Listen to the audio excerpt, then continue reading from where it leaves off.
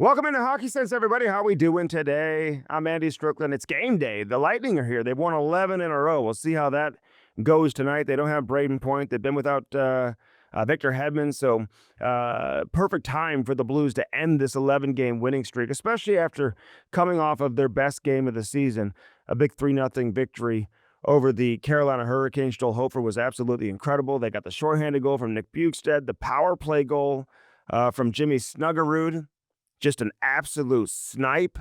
And then Dalibor Dvorsky, I mean, he gets a goal too, his 7th goal of the season. So just a lot of great things took place in the game, and they're getting great goaltending, great saves from Joel Hofer.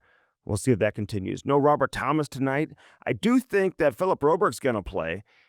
He practiced yesterday, and based on the way that he looked and felt after practice, I would be surprised if he didn't go, but I guess we'll get some official word on that later on today, and by the time you're watching this show, you will know if he's going to be in the lineup tonight against the Tampa Bay Lightning. John Cooper in the house. Looking forward to it here tonight here in St. Louis.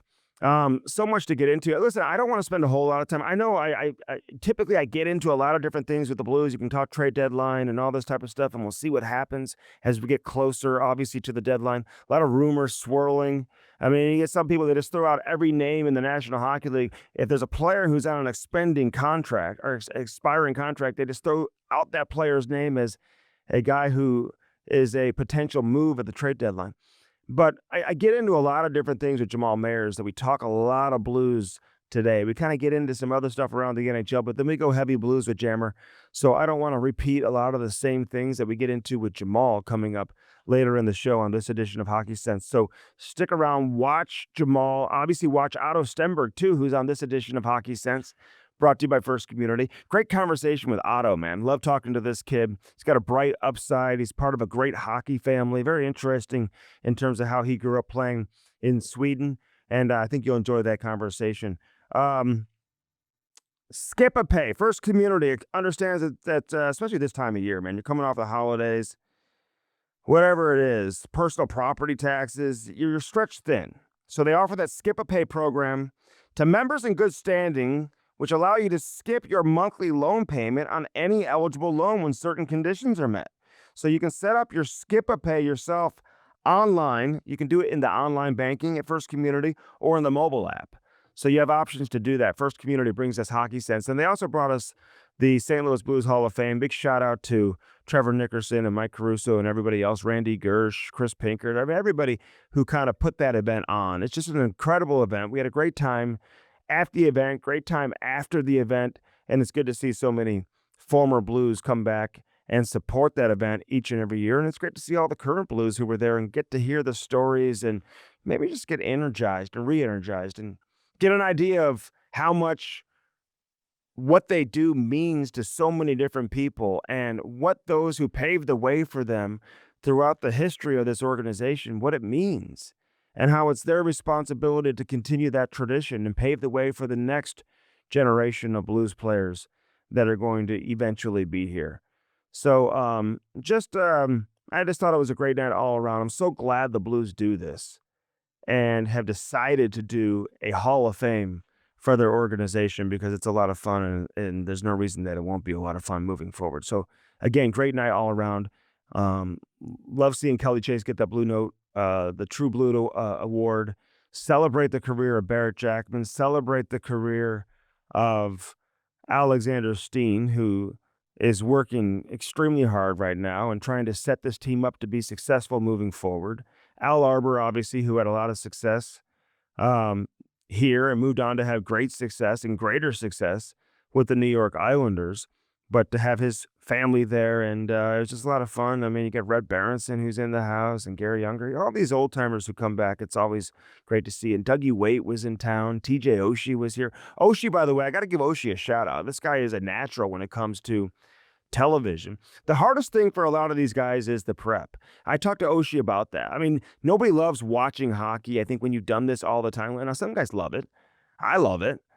I could watch hockey all day long, but for some of these players, I mean, not everybody grew up watching hockey all the time, or they didn't watch a ton of hockey while they were playing. And now they have to watch a lot of hockey to make sure they're prepared when they go on and do these games. I think that's the biggest adjustment, I think, for and challenge for some of these former players. But TJ Oshie's got a great career if he wants one in television. And it's good to see him here in St. Louis and get recognized by the home fans because they hadn't had a chance to do that because of his injury to his back that led to his retirement. And obviously, he hasn't played since, and he won't ever play again. But now he's got a great thing going with ESPN. So big shout out to TJ Oshie for sure. Blue Note Roofing, 314-920-5713. Give him a call today. David Novak. Gutters, soffit, fascia, siding, whatever it is. This guy's the best in town. 314-920-5713. Get that free estimate today. They work with all the major insurance companies. He loves hockey. He'll talk pucks with you all day long. 314-920-5713. You know he'll be at the Enterprise Center tonight to watch the Blues take on the Tampa Bay Lightning. And we love having Blue Note Roofing with us on Hockey Sense each and every week. Just like we do with our friends over there at Dirt Cheap Fun Fun, your one-stop party shop. Cheap, cheap, fun, fun. I mean, listen, if you're listening to this show right now or watching it, chances are you're within the radius of a Dirt Cheap location to get that free delivery. If you live within 10 miles of a Dirt Cheap location, you can have your products and everything you buy delivered to your house for free. How nice is that? You don't have to leave your house. Download the app, get all the information there. You can do your shopping from the app. They've got great deals on the app. So good they call them steals. So check that out. Dirt Cheap. Download the app today. Make sure you have it. Cheap, cheap, fun, fun. Your one-stop party shop, baby. Love having Dirt Cheap with us here on Hockey Sense. They just do an unbelievable job here in St. Louis, and big supporters of hockey and big supporters of sports in general here in St. Louis. We love our friends over there at Dirt Cheap. Lordo's Diamonds. Get that special someone, something special in your life. If you're looking to pop the question, get that engagement ring at Lordo's Diamonds. 314-432-8008. Right there in the heart of Ladue. Can't miss it. Mike and Jimmy Lordo. They've been serving St. Louis for almost 70 years. Can you believe that? Pat, everybody that's over there, the best customer service. You can go in there with a $100,000 budget or a $100 budget. They're going to treat you exactly the same. I can promise you that. Dirt Cheap. Or excuse me, Lordo's Diamonds. I always want to talk Dirt Cheap too. All right, so let's not get into too much. Let's not hesitate. Let's not delay. Let's get to Otto Stenberg. We'll talk with Otto, then Jamal Mayers. Hardcore Blues Talk with Jamal Mayers coming up. All on this edition of Hockey Sense, brought to you by First Community. I'm Andy Strickland. Thanks for hanging out. All right, let's bring in Otto Stenberg. First off, I love the names in the Stenberg family because you got Otto, you got Ivar, and you got Newt, man. Those are some great Swedish names right there. Is there anybody else in the family named Otto? Is this a family name, or just are you the only one? I think I'm the only one. I'm the only one that I know, so yeah. So you were a first-round pick. Ivar's going to be a high pick. What was life like growing up in the Stenberg household? I mean, was it all about hockey? Were your parents like what we see here in the States with these hockey parents? You know, they're traveling around. They're going from, one tournament to the next, practice every single night, getting you to the rink all the time for skill skates and skating lessons and all that type of stuff. I mean, is that how it was in your house growing up? Yeah, I would say so. It was a lot of hockey, and we played like a lot of different sports growing up. So, but yeah, most of the time it was hockey and like street hockey and whatever. So, yeah, but we played some soccer and a lot of golf too. So, yeah, it was a lot of like late nights practice, and yeah, they drove us everywhere. So, yeah. Soccer. So that was the other sport you played, soccer and golf? Yeah. Okay. So Ivar, man, how many years younger is he than you? He's a couple years younger, right? 3 or 4 years? What is he? Yeah, he's two years younger than me, but he's born late, so he's like draft year 1 year later than the Okay. other. Was there There's always a like lot. competition in the house between the two of you? Would you guys play street hockey together? I would imagine you guys never played on the same team together, so just because of the age difference. But how much competition was there amongst the three brothers, Newt included? Yeah, it was a lot of competition. Me and he are actually played together when we were younger, and we had some games in Frölunda in like the junior program together too. So Uh, yeah, we had some games together, but yeah, it was a lot of competition, and we played a lot against each other growing up. So um, it was often me against my two brothers. So yeah, it was a lot of battles, and yeah, a lot of fun too. All right, so when you see the Kachucks and you see the Hughes brothers and obviously even Braden Shen, his brother Luke is still playing in the National Hockey League. I mean, you can relate to these guys, right? What would it be like to or mean to your parents and to you guys for your brother and maybe even both your brothers to one day play in the NHL with you? Maybe not on the same team, but at the same time. You know what I mean?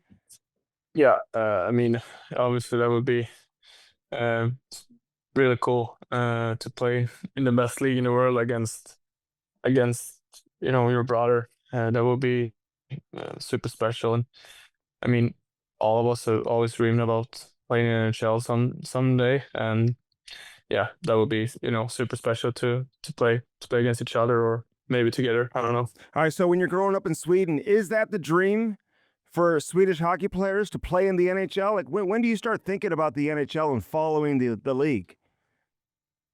Yeah, I would say so. Maybe started the dream about playing in the SHL in the highest Swedish league maybe. But when you like get a little bit older and get to know NHL more and more, that's always been the dream to to play in NHL. First of all, maybe playing in our hometown for London, and then playing in NHL after that. So yeah, I would say that's almost always been the dream. So Are you growing up watching NHL hockey? Like, are games on? Because the time difference, I would imagine, it makes it difficult to watch games. How often would you guys sit around and watch an NHL game? uh not super much.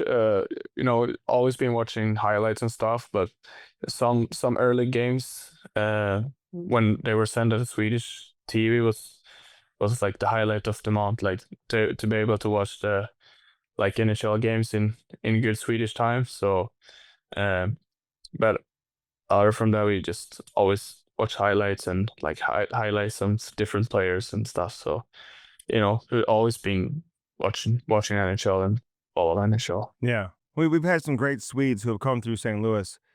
Jorgen Pettersson comes to mind. I mean, obviously, Alexander Steen, who you've gotten to know, and Sundqvist and Patrick Berglund. I mean, I can go Carl Gunnarsson. I mean, there's been so many great Swedes who have come through the St. Louis Blues. Who was your favorite player growing up? Like, who do you? I don't want to say who you model your game after. You can throw that in and let us know if there's a guy that you model your game after. But who was your favorite player growing up? Uh, it was there. One of my favorite players been Gabriel Landeskog. It's love the way that he's playing and two-way player and can can play in like all over the ice and different situations. And when I got a little bit older, it was fun to follow the young Swedish players in NHL like Raymond and Dahlin and some guys who took that step that I wanted to do. So yeah, I would say that. What's compare the Swedish Hockey League to the American Hockey League? Are they similar, or is the American Hockey League a tougher, better league than even the Swedish league? Uh, I don't know. It's hard to say. It's so different because like the bigger ice in Sweden makes it so much different. So I would say maybe Swedish league is a little bit more puck possession and like structured and like all the teams are so good defensively. So there's not not that much goals and like the odd man rushes and stuff are like maybe two or three a game. And AHL is a little bit more back and forth and the ice is smaller, so everything is closer to the net. And so I would say it's still a lot different from the AHL to the SHL. Do you like the bigger ice or the smaller ice? Uh, I like the smaller ice. I would say. Why is that? I don't know. It feels like everything is closer, and and maybe like if you like forecheck and stuff, it's so hard to forecheck on the big guys because yeah, the Ds have more space and uh, maybe like easier to win back pucks and yeah, you're always close to the net and I would say the game is faster too. So yeah, that's fun. All right, so you're a first round draft pick, and usually when you're drafted in the first round, it's because of especially as a forward, right? People notice your offensive ability, your skating, your ability to score, and make plays. So that's always been a big part of your game coming up. And we're seeing in the NHL your two-way game and how smart you are defensively. You can kill penalties. The coach obviously has a lot of trust in your game. So have you had to adjust since coming to the NHL, or is that the way you've always played? Like how we see you play now is no different than how you've always played. I think that's how I play like the last couple of years since I like took the step from the junior league in Sweden to the SHL league. Uh, so yeah, since that, I would say that's the way I've played, and maybe when I play in like World Juniors and like when I you know put up some points and score some goals, maybe you don't think about like that part of my game that much. But yeah, I would say if I not score, I can always bring something and yeah, play good defensively, and that's something I yeah just wanna always do. Are you surprised with how well you've adjusted to the NHL, or did you feel like when you left training camp and the preseason to go down to the American League that you were pretty close, that you're not that far away from becoming a full-time NHLer? Uh, yeah, maybe a little bit. I'd say I felt good on the on training camp, and yeah, I think it had a good camp. Uh, but like when I got called up, I had no idea how the NHL game was and how fast they were, and so I didn't really know what to expect. But yeah, it's been felt good so far. So uh, yeah, it's been a lot of fun. All right, so what's been the best moment for you? Like in terms of players you played against, where you're like, wow, I can't believe I'm playing against this guy. I'm on the ice with this guy. You mentioned Landeskog, so I would imagine that was a big thrill. McKinnon, McCarr, and those guys. But give Yeah. me the best moment for you in terms of being able to be on the ice with some NHL superstars. Yeah, obviously playing against Colorado was pretty cool. I asked Shanner the day before if he could fix a stick from Landeskog, so I got a stick from him. So that was pretty special. And maybe my second game we played Rangers at home. Sibani had skated up to me. I was like, "Yeah, welcome to the league." So yeah, that was pretty cool. Mika Zibanejad said that to you. He said, "Welcome to Yeah, the NHL." Did Landeskog say yeah. anything to you on the ice against Colorado? Yeah, he was just staying high, and he asked about the World Juniors. Asked if yeah, Ira was my brother. So yeah, That's awesome. And you guys were getting yeah, killed that game. So it's like, yeah, yeah.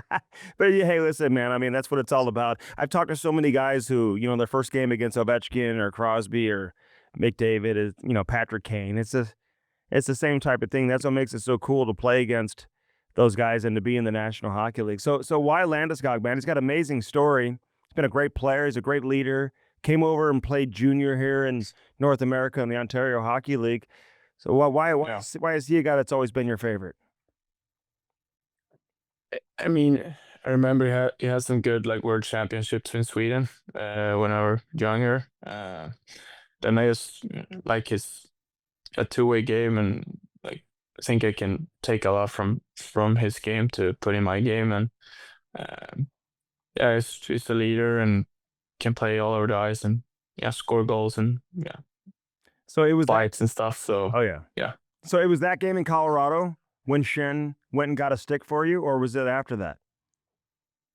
yeah. I asked Shanner the day before, Oh. uh, and he was like, "Yeah, I know Gabe, so I can just ask him." So I got a stick, so it was pretty cool. How's Shenner as a captain and as a team? I saw you guys talking on the ice before some of the drills and stuff. If you have questions, he's a good guy to bounce questions off of. If you're not exactly sure what to do with some of these drills, they can be a little bit different for you and maybe a little complicated. So how's he been helping you transition and adjust to life in St. Louis?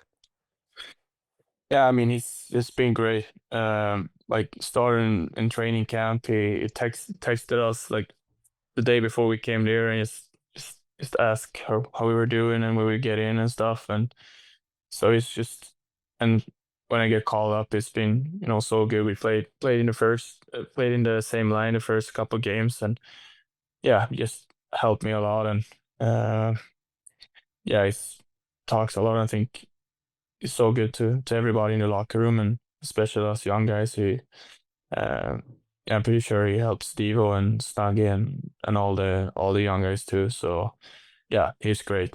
He's a great captain. He hasn't asked you to move into his house yet? No, no, no. I'm good here at the hotel, so it works pretty good. He's got the baby, you know what I mean? So Yeah, that's true. Yeah. so you're at the hotel. So the team hasn't said, "Hey, go get a place." Nothing like that yet, right? No, not yet. Okay. Dvorsky, listen, I remember being at the draft when you guys were drafted, and I interviewed you at the draft. Dalibor, Lindstein. I mean, I talked to all three of you guys at the draft that year, and a bunch of other guys that were drafted that year too. But you and Dvorsky, you guys go way back, don't you? Like, you've known each other for quite some time, right?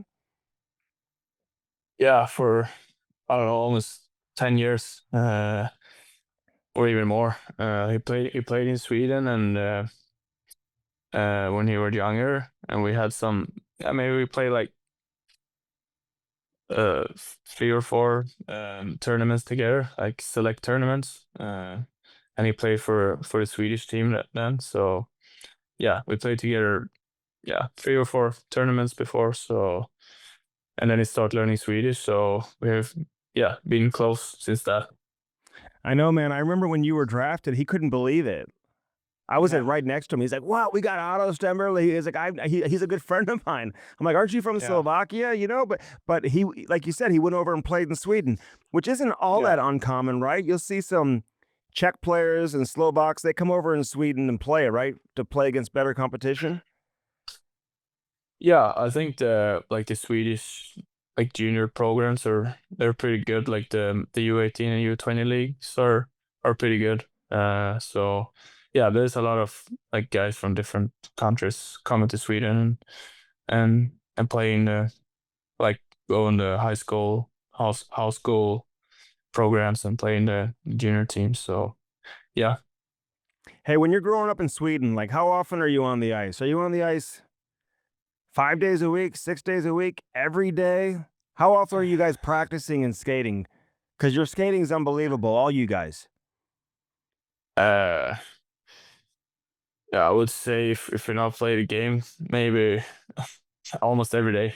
Uh, so like I grew up in a smaller town, and like uh our like team wasn't that big, so you could practice with a lot of different age groups, and yeah, we had a lot of like ice times and free ice and stuff. So yeah, we skated a lot, and yeah, just played a lot of small games, and uh yeah, a lot of different things. You just walk to the rink or you have to drive there? No, I had to drive there, so it was like 10 minutes drive.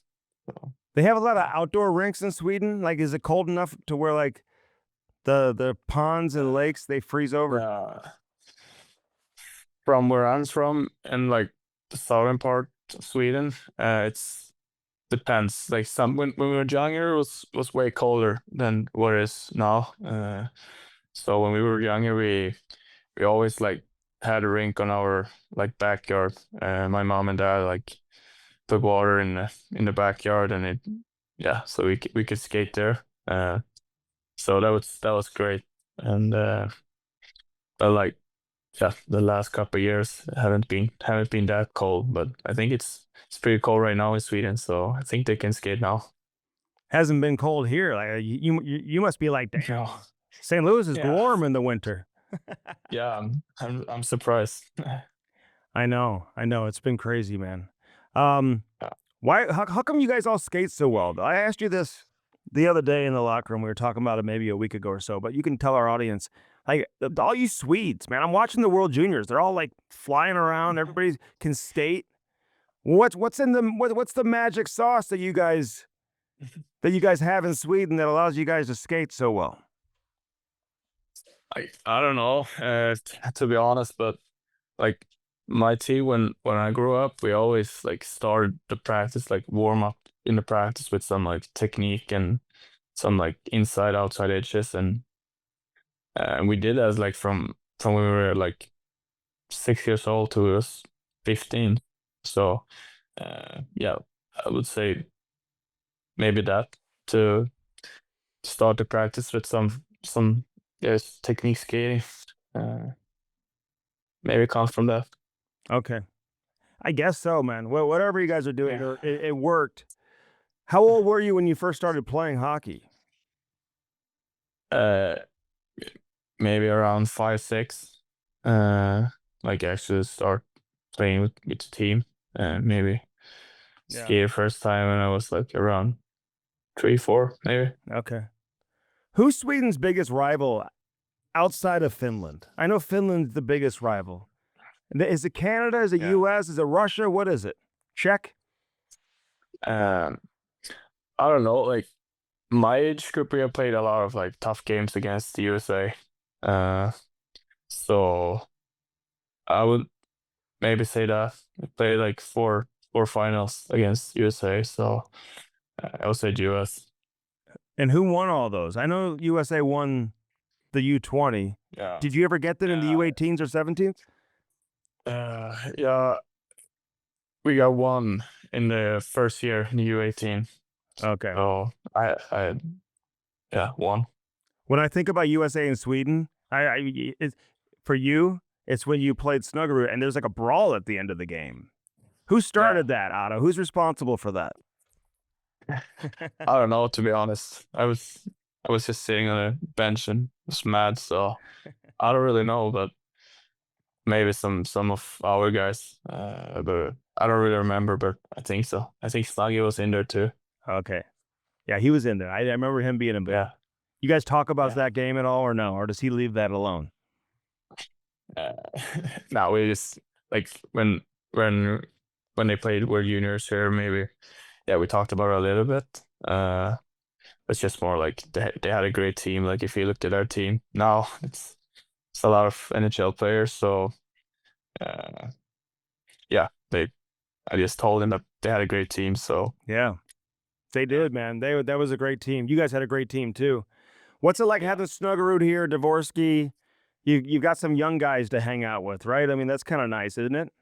Berggren. yeah, yeah. I mean, it's a lot of fun.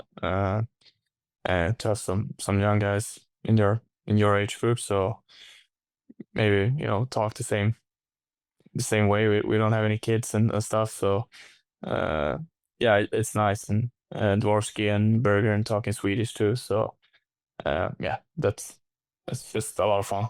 I know. I hear Dvorsky talking Swedish all the time. I mean, how many languages do you speak? How's his Swedish? It's pretty good. It's actually really, really good. He sounds like a Swede, so yeah, it's really good. How come you speak so? Your English is so good. Like when do you? All the Swedes speak great. Landeskog, he sounds like he's from like Texas or something. Like he's not even from Yeah, I know. Sweden. How come Yeah. some of these guys have this perfect English? Why is that from Sweden? I don't know. I think we start learning English in school pretty early. It's like Swedish, English, and math that we like. It's our like biggest subjects. So uh, yeah, I guess it comes from that. And yeah, I think like my English is way better now. Since I like came my first day in Springfield like 1 year ago. So yeah, it's easy to learn when you like hear that like when people talk English like all the time and you need to learn. So yeah, just getting better, I think. I know. You guys always say, "Well, we learned it in school." You could teach me Swedish in school every day. I would never even be able to figure it out. So I give you guys No. credit.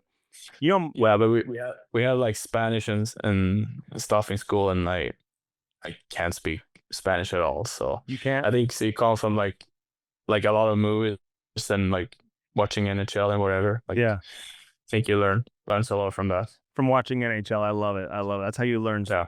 You know, my mom is Yeah. Swedish. My mom was born in, she lived in Falun, Sweden. You know where Falun is? That close to Oh you? yeah. Is that close to you?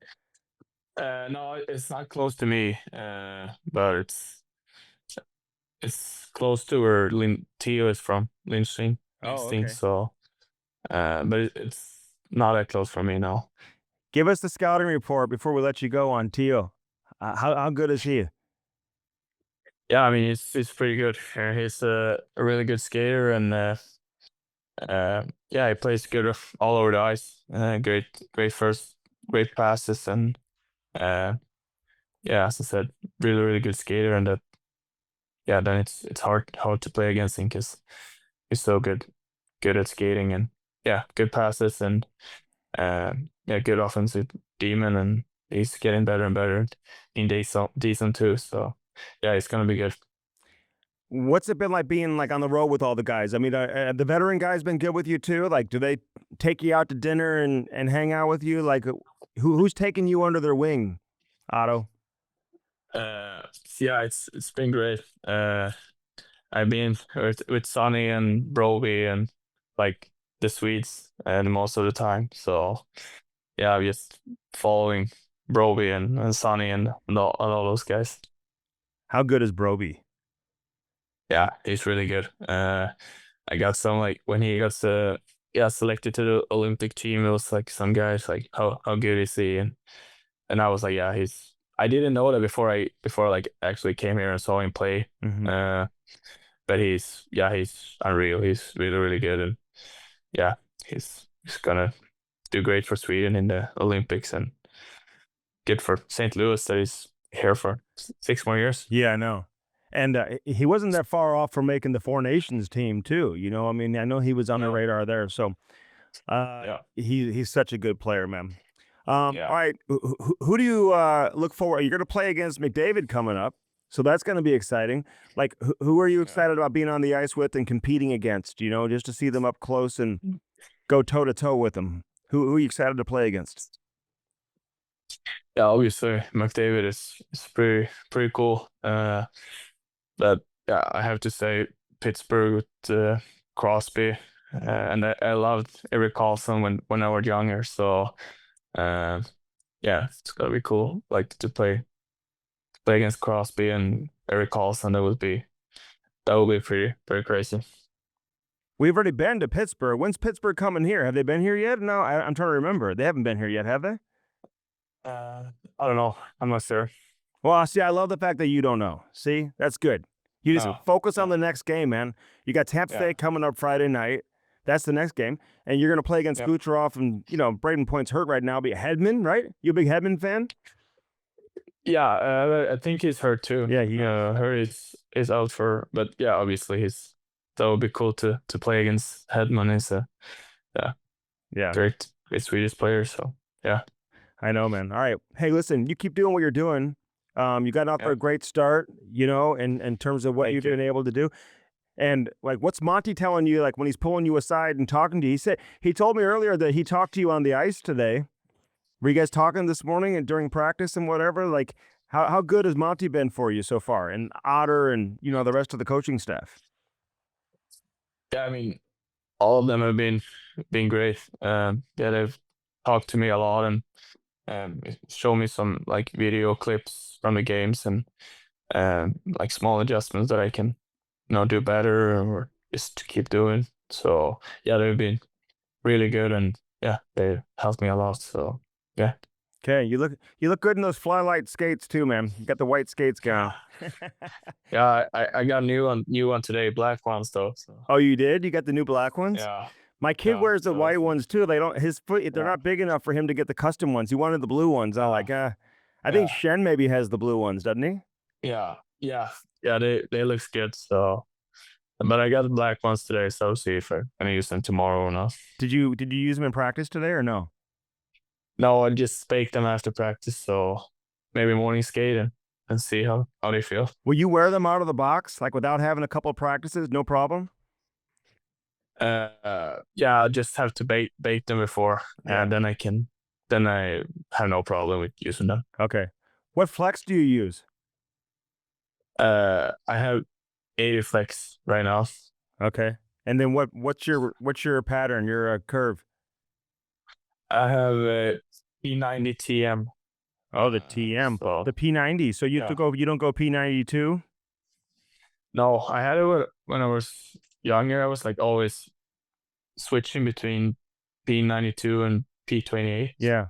Uh, yeah, and P90 TM is found it a little bit like between. So Okay. yeah, that's perfect. I won't let my kid use the P28 because he shoots it like 10 feet over the net every time. Yeah, So yeah, he's like, "Well, let me use the P28." I'm like, "Well, you start hitting the net, you can use the P28." So yeah. That sounds good. yeah, all the best, man. Hey, thanks for doing Yeah, this. I know you of had course. practice today and a big Yeah, game tomorrow, of but course. No problem. Blues fans are excited about your future and everything you've done so far. Yeah, So keep it going, Otto. Appreciate it, man. We'll uh, yeah, we'll see you at the rink tomorrow morning. Okay. yeah. See you. No problem. Thank you. All right, buddy. Take care. Thanks. You too. All right. So that's Otto Stenberg. Great stuff with him, man. Great kid. Lots of upside. He's got so much potential, and I mean, you got to be happy with what you've seen so far.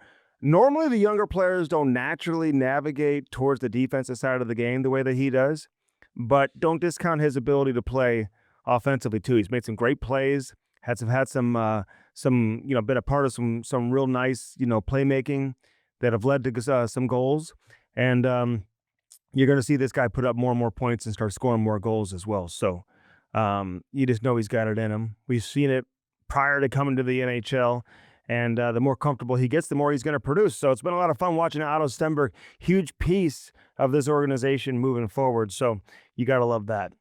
We'll take a break. We'll come back with much, much more. Close things out on this edition of Hockey Sense, brought to you by First Community. Thanks for hanging out. Welcome back in, Jamal Mayers. You got the maroon sweater going today. You look like you're headed somewhere. What do you have going on today, Jammer? Oh, I'm heading back to St. Louis. We've got the St. Joseph's Academy father-daughter dance. It's my final one with Harper, so looking forward to that. What happens at the father-daughter dance?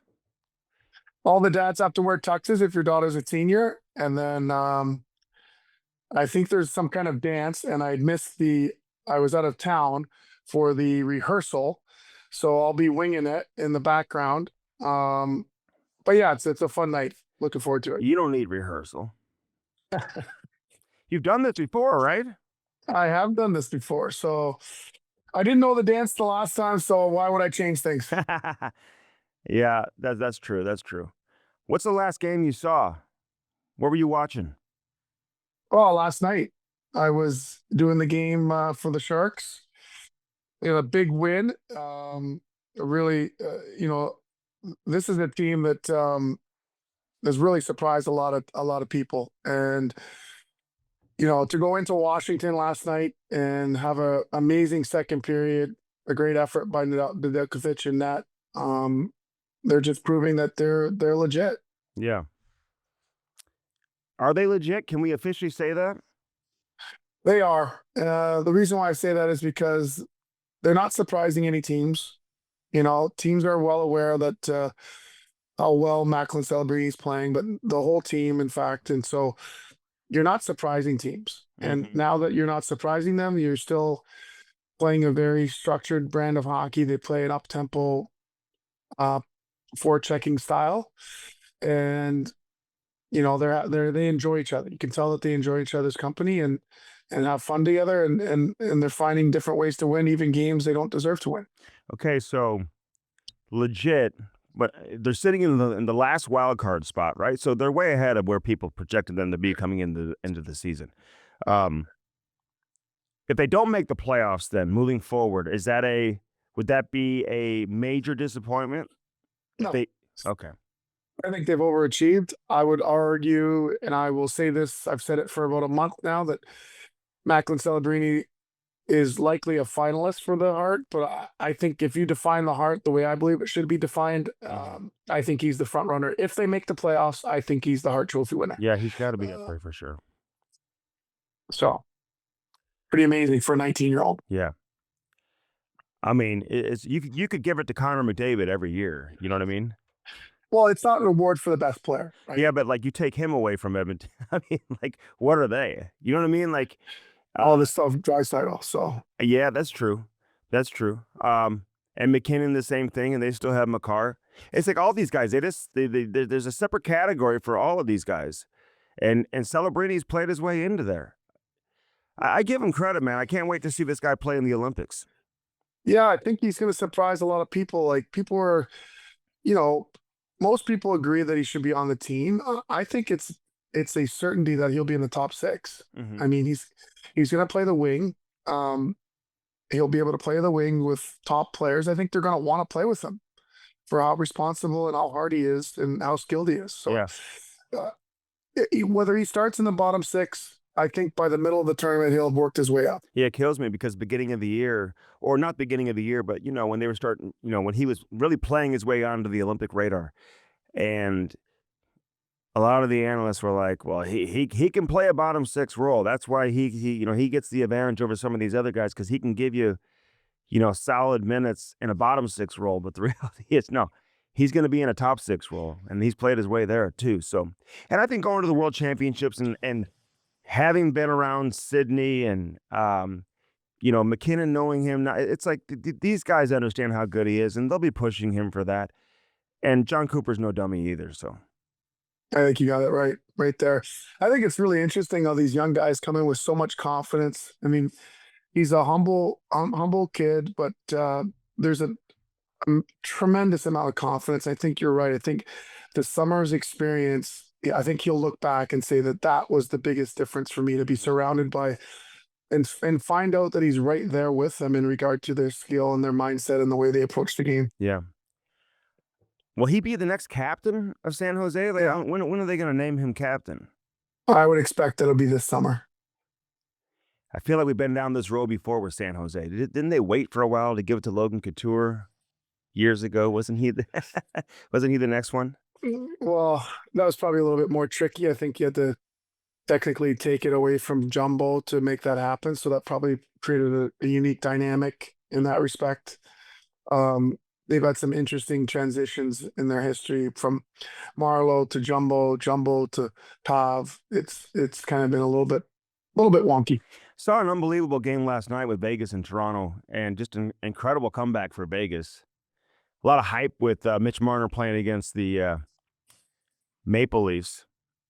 Vegas is so good, though, man. I mean, their puck possession and their poise and composure in the last 30 seconds of the game was absolutely incredible. And they just tied the game seconds before that, but it was disallowed because of an offsides call. So then they had to go score again to force overtime before winning in overtime. And Toronto gets so lazy in overtime. I've seen this over and over where like guys aren't back checking, they're not in the play. It's just like how they lose in overtime is never fun, especially when you give up a goal late in the game like that. But I like this Vegas team. I was there last week watching them play live. I mean, they've got so much firepower, and hopefully their defense and goaltending can match what they have offensively because they've got a lot going on there. I agree with you. I think they're built for the playoffs. I think they've kind of taken a step back the regular season, but I think they're a team that's mature enough to ramp up as the playoffs start to approach, and no one's going to want to play them. I think it's going to make it really interesting in the West. The way teams are lined up right now, and with Colorado and Dallas kind of separating themselves from everybody, I don't think anybody wants to play Vegas. I would agree. All right, so How good is Jack Eichel? he's incredible. Oh, Sometimes he takes shifts off, though. I will watch, and but when he turns it on and when he has the puck on his stick, this guy is as dangerous as anybody. He's never had a 100-point season. I'd like to see him get there because he's a special player. He belongs in that category, right? He should have one of those types of seasons, get to 100 points. He's unbelievable. yeah, he just drives the play. He looks effortless out there. He just controls the game. When he's on, everything goes through him. Mm-hmm. It's amazing. So that was a good, I guess, calculated risk to take on the contract of Thomas Hertl. Like, I mean, How do you look at that now? I think there was some criticism and some concern when they made the deal to bring Hurdle on board. He had the long-term contract. He's getting paid. He's under contract for a long time. I guess he can sustain it. I mean, he's a monster too. This guy's huge. You watch him play up close and see how big he is. He's unbelievable also. Yeah, you think about their team that's big, that can skate, they're heavy. Not an easy team to play against. Just the style that Bruce Cassidy wants them to play with is very, it's heavy. It's a heavy brand of hockey, and I think he aligns with who they are and gives them the depth that they need when it matters most. And so, if I'm even Colorado, I would not want to. I think that's a tough matchup for them. Really? I do. Just like you mentioned it, the heaviness, the size, the speed, the way they protect the interior, the defenseman's willingness to eat pucks. It requires average goaltending, which they have, and as you mentioned, it is a question mark, but they don't need spectacular goaltending. They just need average. Well, they got Aiden Hill back too, who's got some experience also. So, and he's proven that he can, win big games, and they can score with Colorado. I think that's the difference. Most teams can't. Yeah, I know. Isn't that crazy? At Colorado, if you look at all the metrics, they're first in the league in goals for, first in goals against, and yet their power play has been enigmatic and hasn't been able to get on track. Which you look at who they're putting out there, and you wonder, like, how is that even possible? And can you imagine if they fix that part of it? But it just reminds me that they're how penalty kill is more important than power play. And their penalty kill is up there in the league. It's in the top 5, I believe.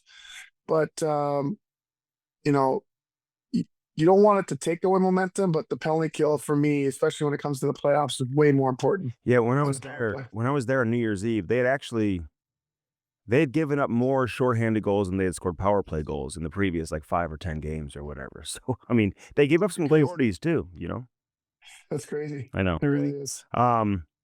Dean Evison gets fired from Columbus. I think most people looked at that and hey, that's just it came out of nowhere. But you always connect the dots. Lawrence Gilman, who was in Vancouver for a long time, has a connection with the new coach. And sometimes that's all it takes. You just make a change. I mean, you look at Buffalo. I mean, Buffalo, you got to take them serious now too, Jamal. But Columbus first. Your thoughts on the coaching change there? I just don't think it was a good fit. I think that his approach probably wore thin, and I think that he's very intense. I think when things aren't going well, he gets more intense. I think that kind of probably pushed the players away for whatever reason. I think that today's athletes are a little bit different in regard to how you have to deal with them, and I think that I think they needed a change. Obviously, it worked. They've been playing well. I think they've won the last 2 in a row. So, it's a team that was emotionally probably drained from last season, and I think that the approach of pushing them emotionally again was not going to work, and it wasn't sustainable. And I give them credit for making a difficult decision to try to salvage the season. Yeah, so Rick Bowness, who they hire, Lawrence Gilman obviously had a connection with him.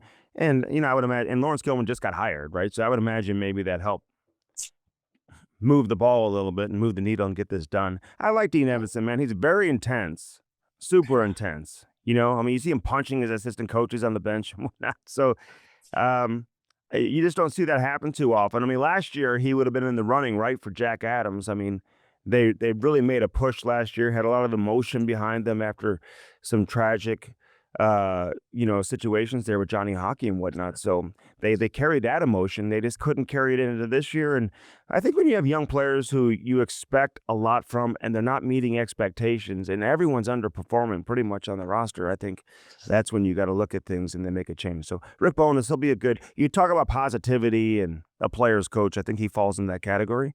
So we'll see what happens there with Columbus, Yeah, I think it's a good fit. And I think it also helps that Rick Bowness has been around forever, right? Yeah. He came in. If you hire anybody else with a name with the even close to the resume, you're signing him to a 5-year deal, right? Mhm. Rick Bowness was willing to come in and see how it works and see if it's a good fit and finish up the season. I don't think any other coach that's out there is making that move to Columbus without some security. 100%. And that's the tough part. I think when you're an owner or a GM, Jamal, is handing out these 5-year contracts, because if I'm a coach, I don't go anywhere with less than a 5-year contract because they get fired so quickly. I mean, Bonus is a completely different situation. He's at the back nine of his coaching career. He knows that. He was semi-retired. He's fishing. He wasn't expecting to come back and coach. But you have that bug, and obviously you're gonna do it. I mean, he did our podcast about a year ago or so, but it was the first time in like 40 years or something like that that he didn't attend an NHL training camp. I mean, this guy's been doing this his entire life. So, he's a guy who can get things turned around pretty quickly. But the coaching carousel's crazy. But then you bring on a guy and it doesn't work, and now you got to pay him when you fire him, Jamal. Yeah, that's the tough part. You're hired to be fired, and it's you know what, they get paid very well, but it's got to be a difficult thing to have to keep moving like that. Is coaching overrated, or I mean, does it make a massive difference? I mean, we see the initial change when a coach comes on board. The initial, you listen, teams will sometimes take off, obviously, and go on a run when you make a coaching change. Then it gets stale rather quickly. How much of a difference does it make? I mean, how many coaches are there truly that you say, hey, you just stick it out, thick or thin, and you just trust what they're doing and they've got full control over the situation? I think coaches make a massive difference in our sport. Maybe not as much as basketball because they're able to like control all the important moments with all their timeouts. But I think that there's two types of coaches in my opinion. There's motivational type of coaches that are really good at tactical elements and the structure elements and the implementation of that in practice and getting players to understand how the team wants to play. And then there's coaches that have really good sense and feel in game, and it's not very often that they have both. But I think most times they surround themselves, they know that about themselves, so they surround themselves with some of the assistants that help, insulate and fix some of the deficiencies in their coaching. But I think it's really, really important. And, I can't understate, the coaches that have had the great feel and the great sense. I think in game are the ones for me that are able to continue to win and find ways to win because of those adjustments. Yeah, there's certain coaches. There's a reason why certain coaches win consistently. It's interesting because we see line changes in line combination. They're constantly changing. Every period, every shift, different guys are playing with different players. I mean, hardly do you see players stick together for 2 or 3 games in a row. I guess some teams they do.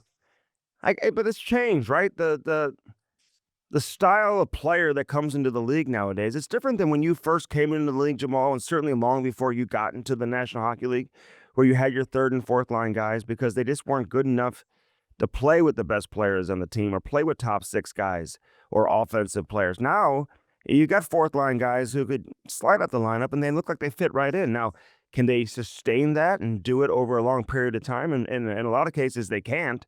But from a skating and skill standpoint, they can, right? That's why you see guys kind of move up and down.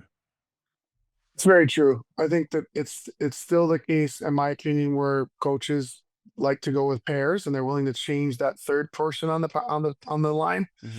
But yeah, I think that things are a lot more interchangeable than they've ever been. I think you hit it on the head in regard to the consistency. So a young player might come up, have success for 10 to 12 games, but then start to drop off because the shiny newness of it wears off a little bit. And so that's the real key, is like to be a top 6, you've got to perform and produce on a nightly basis. And it's just not easy to do. All right, so what do you make out of St. Louis right now? They're coming off of their best game of the season. I mean, they shut out the Carolina Hurricanes. I want to start with the goaltending because Joe Hofer, listen, he's among the leaders. I think he's tied for the league lead now in shutouts. He's got 4. There's a couple other goalies that have 4 shutouts as well. Are we at a point now where this guy's got to start 3 out of every 4, 2 out of every 3? I mean, back-to-backs obviously factor in, but this guy's playing at a real high level, and you'd have to be blind to say that he's not he's not outperforming Jordan Binnington right now. I'm not talking about Binnington's resume and what he's done throughout the course of his career.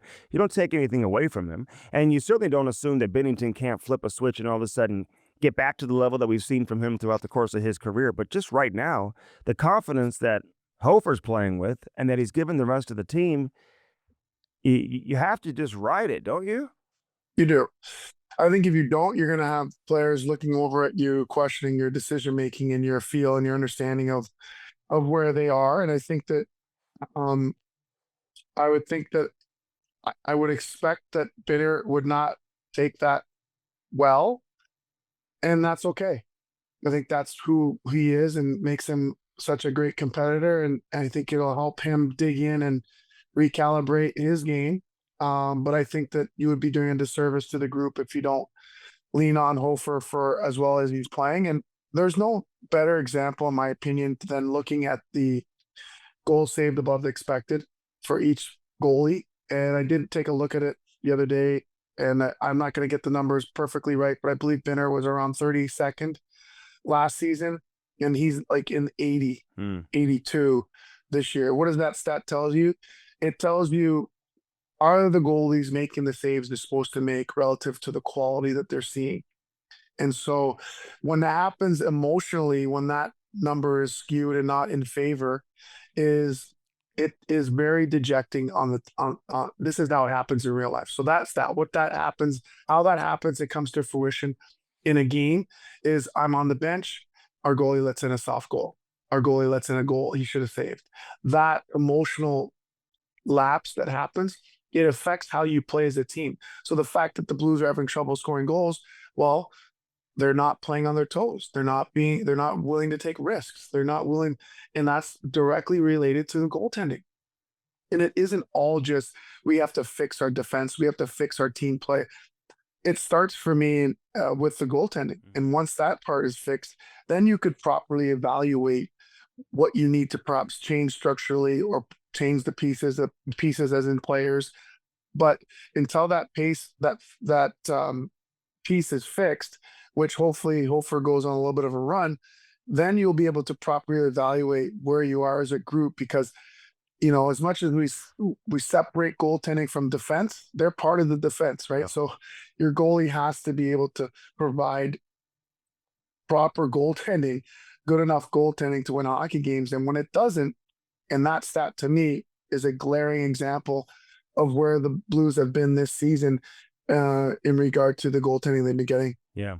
I mean, show me a great goaltender. You'll probably the defense is certainly going to look cover up a lot of the holes that maybe are there that you just don't see, because the goaltending is obviously cleaning it up and the backing up the maybe the mistakes and covering some of those up. But Hofer's a guy like listen, I agree with those who would say, well, he's never had to put a team on his back, play in high pressured situations down the stretch where you have to win, you're chasing a playoff spot. His demeanor, if you get to know this guy, like he doesn't change. He never gets too high. He never gets too low. He's the same guy. He's had success at every level he's been at, including the World Juniors and representing his country and doing all of that. So I don't think that's really going to be an issue for him in the event that he becomes the guy, Jamal, and he's got to play in high pressured situations. Every game's a high pressured situation now. Yeah, I mean, isn't that why you have to find out? Mhm. Like, maybe there's an opportunity for him to become that guy, and this is the opportunity that he needed. And if that's the case, then maybe we're having a different conversation at the end of the season about goaltending. But I think that you hit it on the head. I think it's inevitable. It's expected from the players. I can assure you of that. As much as they love and want and know that the resume that Binner has, it doesn't mean it's forever, but I think that you have to ride Hofer for as well as he's playing right now. Yeah, and we'll see what happens in the Olympics, and maybe Bennington plays great and comes back with a ton of confidence and does what he did last year. How much concern do you think there is for Canada right now with him? Not just goaltending, but with him specifically, because that is the elephant in the room. They got to play him and find out, right? I don't see him going there and then not playing. Like, he's going to play. And how much of a concern do you think that is in reality?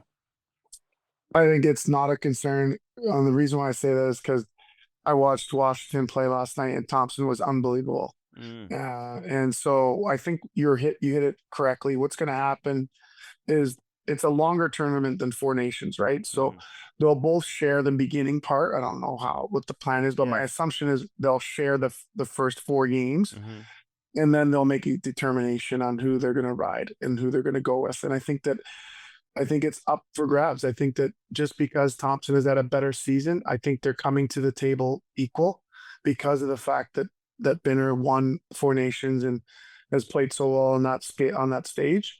I think he comes in equal. Whereas last year, if he came in, he would have had the edge. I think they come in equal, and their play will determine who ends up being the guy in the net. I think there is some concern, but I think they're confident in Thompson that he could do it if he is, in fact, if Binner is playing not playing his best. Yeah, and they should have confidence in him the way that he's played. Although it could be a different animal, though, Jamal, for Logan Thompson. He's never really been on that stage either. So how he handles that, I guess, remains to be seen. But there's no reason to assume that he won't be able to handle it.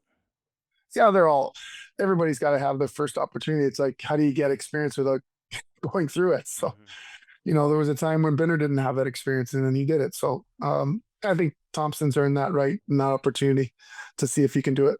All right, so the Blues have to move forward now without Robert Thomas. He's going to miss at least a couple of weeks. He's got that lower body injury that he sustained before he face planted against Utah. I know some people were assuming it was from that, but it's not. It was before that when he suffered the injury. So at least 2 weeks.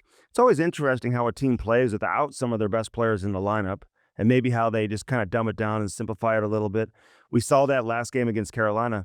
3-0 shutout. No Robert Thomas, no Philip Broberg. I think Broberg's going to play tonight against Tampa Bay. He should be back in there tonight against the Lightning, just based off of how he looked and felt yesterday. So assuming they get him back, that'll be a positive. But moving forward without Robert Thomas, how do you look at that for the Blues? Not going to be easy. They're going to have to have guys step up. I mean, it's more opportunity for some of the young guys that have been called up, and more opportunity for guys to elevate in the lineup. You're not going to replace a Robert Thomas. He's your best player. You've got to do it by committee. And I think they showed how they could do that and have success against a really good team, a structured team in Carolina. And it's just been an unfortunate part of the season for the Blues in regard to having key players going out. And this is just another example of that for this group, that they're going to have to find a way against that team. I believe Tampa's won 11 in a row. 11. So they're due. The young kids say they're on a heater. Yeah. Hopefully they went out last night, and they'll be a little bit foggy today. Well, they're due, and they don't have Braden Point, obviously, who's hurt. Hedman's been hurt, so the Blues will luck out from that standpoint, that you're not going to have Braden Point in the lineup, who obviously is one of their better players, a great player. But, it's funny, going back to the Carolina game, just what we were talking about before. Hofer was so good in that game, right? So everyone's like, oh, that was the best game of the season. But, again, you get saves from your goaltender. It makes everything else look prettier. That's it. And so, hopefully you can keep her going. But you're right. I think, that's the biggest thing, is you don't want to overreact to where you are as a group until you start getting the goaltending you expected. And then you could properly evaluate. And then the sample size may end up only being 20 games at the end of the season, where they're properly able to evaluate what they like and don't like about their group going forward. But it starts with good goaltending. And I think that once they get that, they'll be able to actually fix the holes, and because you don't want to overreact, right? So how much is it our defensive structure? Do we change our structure and our system because we're giving up so many goals? Or is it, let's get the goaltending in order, and then we could properly evaluate. Yeah. And again, in the game against Carolina, you get a shorthanded goal, you get a power play goal. Dvorsky scores. He gets his 7th goal of the season. He hasn't had too many goals like that close to the net. We've seen his one-timer and his ability to shoot the puck, but to get in that scoring area was a nice play all around. So it's good to see him score. Otto Stenberg is coming up on this edition of Hockey Sense, brought to you by First Community. What are your thoughts on this young kid? Because he's not going anywhere, Jamal. It's going to be interesting when they do get healthy and what that lineup looks like, because Dvorsky's here. You've got Stenberg here. You've got options to send him down just in case you need to free up a roster spot. But, you know, I don't know what it means for, you know, the guys like Robbie Fabry and some of these guys, you know, Matthew Joseph, some of these guys who are kind of on the fringe right now. And they may be losing some spots to some of these young kids that look like they're here to stay. Yeah, I think you're right. I think the nice thing about his game is that there's a maturity to his game. There's a predictability to it. It's a simple game, and I think that you're right. When young guys come in and they continue to perform, they push guys out, and that makes for difficult decisions. But when the team is underperforming, as the Blues have this season, that's what happens, right? You take jobs, and injuries give guys opportunities. Lack of performance gives guys opportunities, and good on him for and good on for the American League affiliate team making sure those players are ready, and some credit has to go there as well to the staff there that's making sure that these players are ready for their opportunity, because when they've come up, they have been ready. Yeah. Steve Walchuk, man, he's been on the show before. Give him a shout out, because he is. Yeah. They're developing the players down there. I mean, Dvorsky comes up and you know, looks like he can fit in right away, and he's done a good job. But Stenberg, I think, is a little more of a surprise. You know, Dvorsky was a 10th overall pick, and I know Stenberg was a first-round pick, but I don't think anybody expected Stenberg to come up and be the guy that's on the ice, closing out games, getting penalty kill time, and just looking like he's so responsible. Like he plays such a natural two-way game. This guy's going to be really good, Jamal. I know, that's what I was saying. Is a mature game to me is someone that's playing the game the right way, right? Doesn't cheat the game, plays on the right side of the puck, reads the game well. It's something where it doesn't always jump off the page, but he's always in the right spots. And that to me is a, and some guys are better in the NHL than they are in the minors. He's an example of that, yeah. You know what I mean? So it's that predictability to their game and the understanding of the game that's on a higher level that helps him, show his value, and good on for the coaching staff and Monty for putting him in those situations to help him showcase those talents. What'd you think of the Broberg contract extension? Well deserved. This is a guy I really like him. I think that he's shown he can play in all situations. Hopefully, he can stay healthy. But you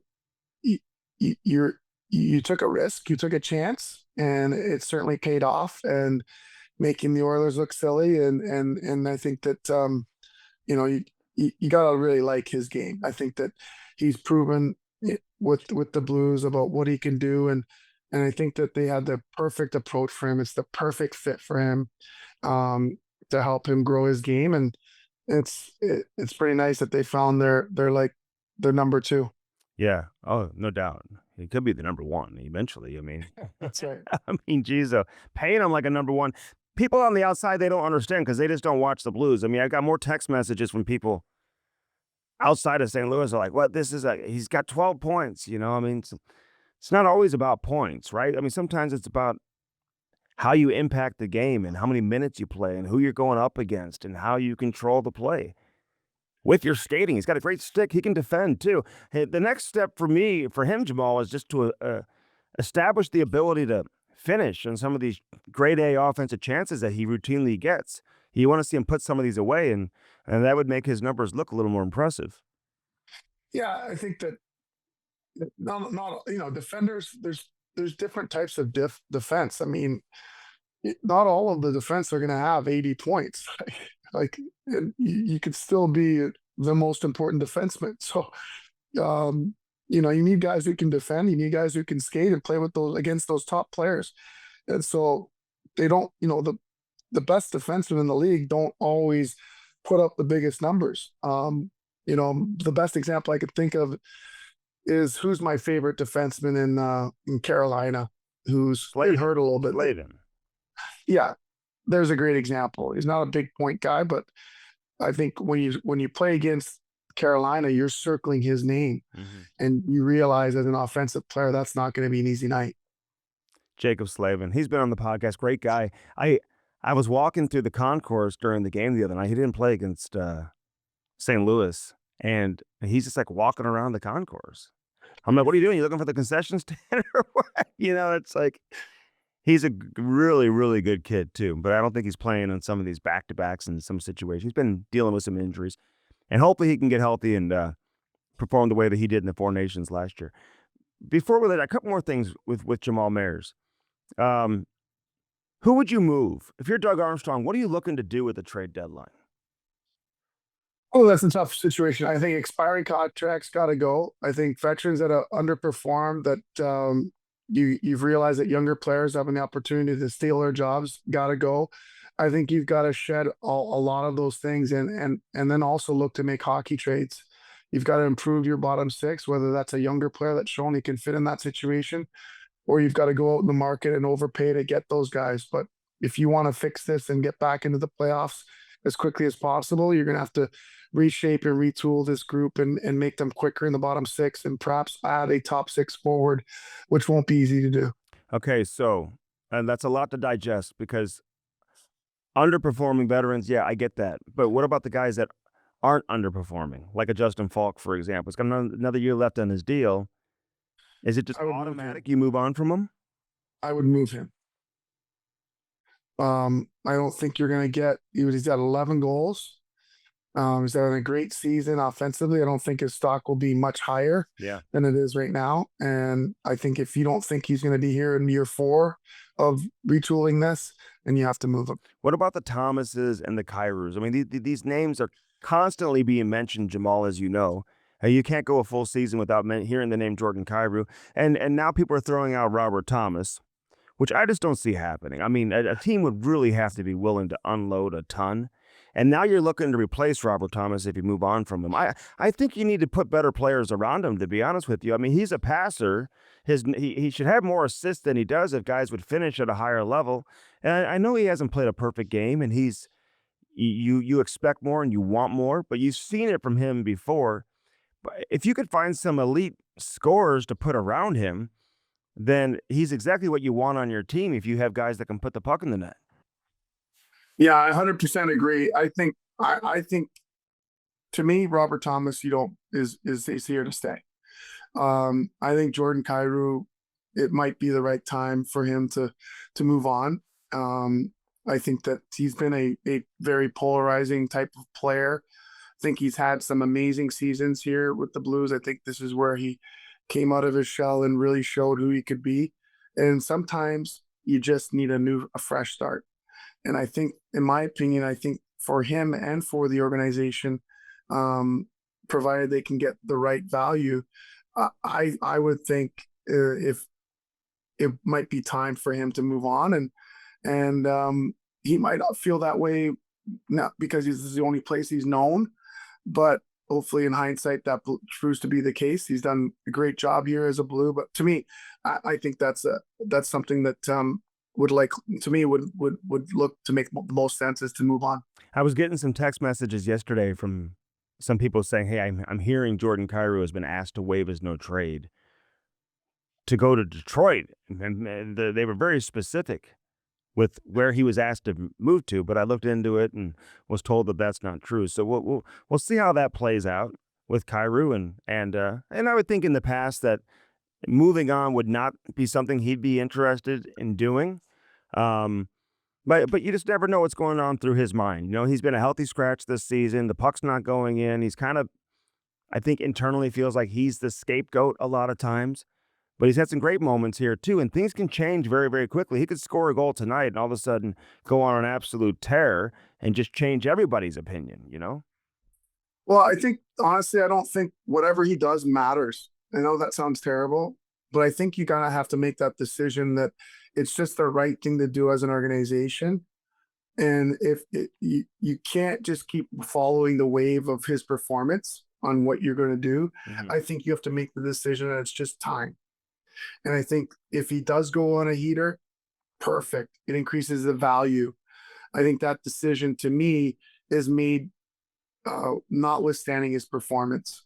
I think that decision is more a decision as an organization without the emotion. Because I think if if you ride the wave of his performance, which let's say it goes up and he scores 10 goals in the next 8 games, then now you're making that an emotional decision.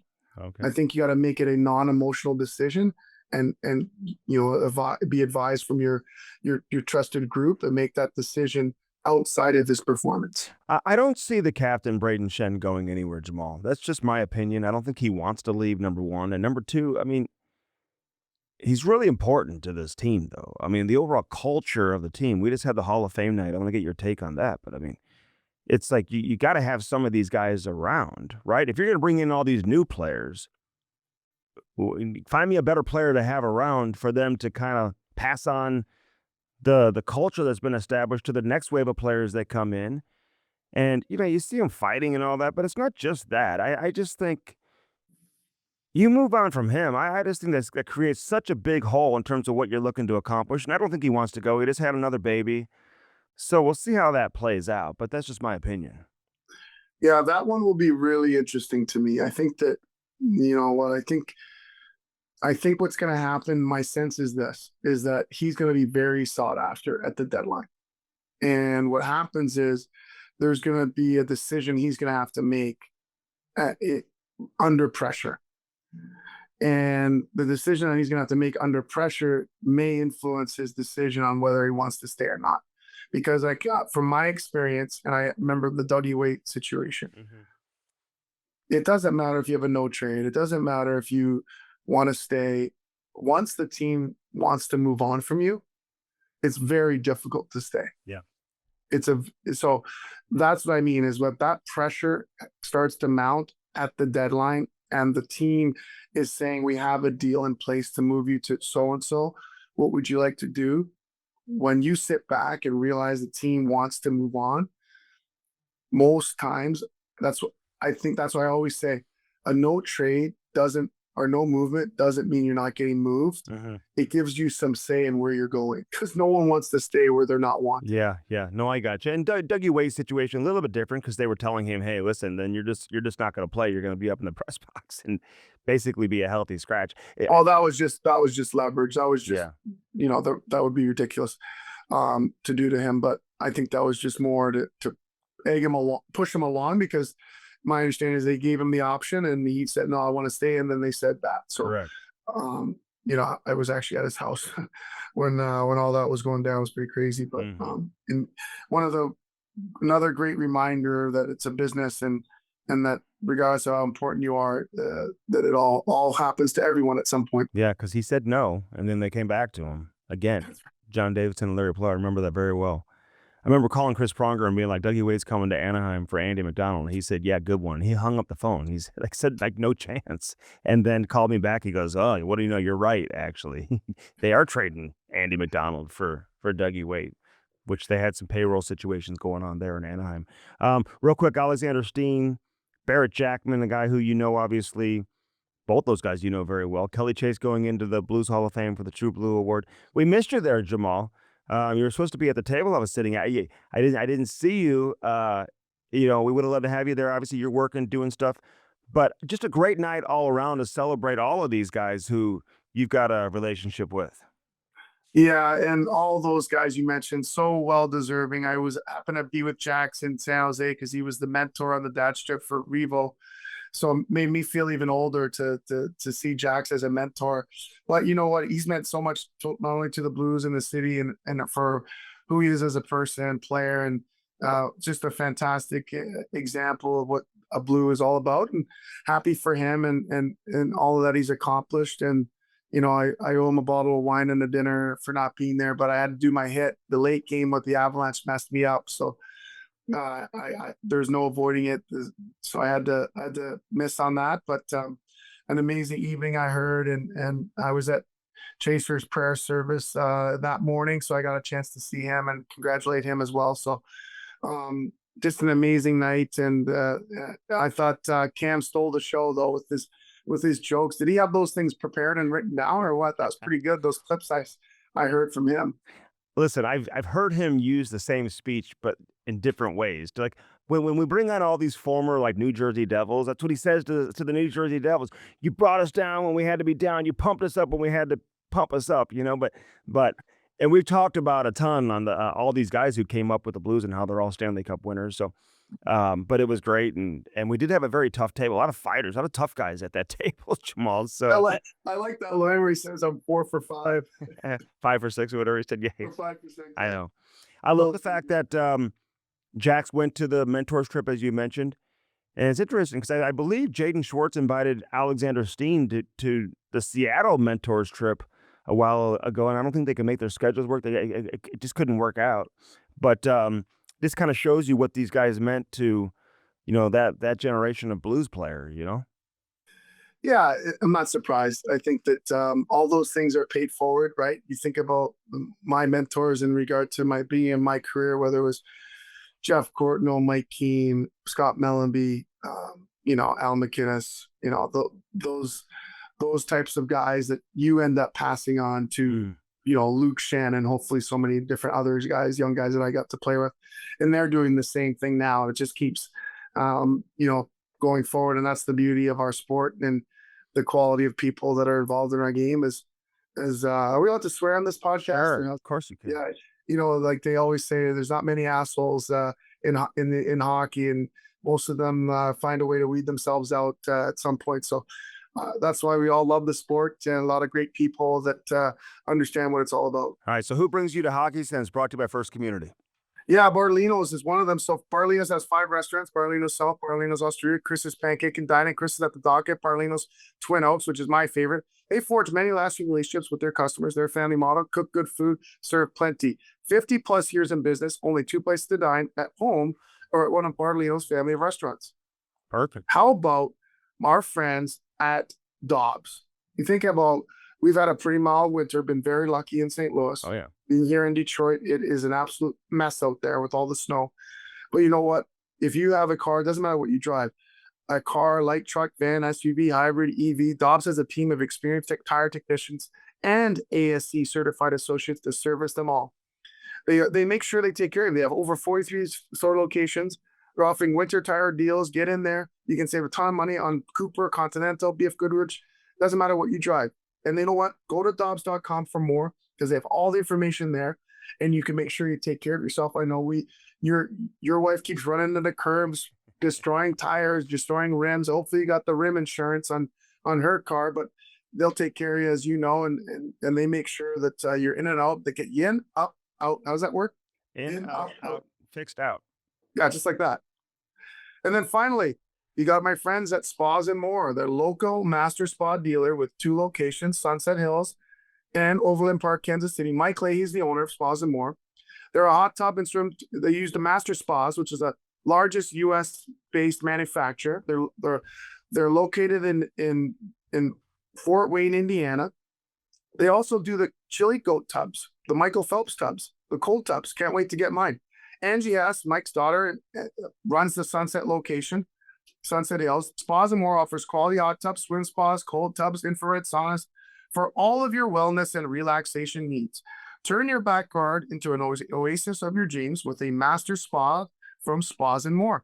Spas and More located at 12957 Gravois Road in Sunset Hills, where we put the in spa. All right, Jammer, safe travels back to St. Louis. Enjoy the father-daughter dance, and we'll catch up very soon.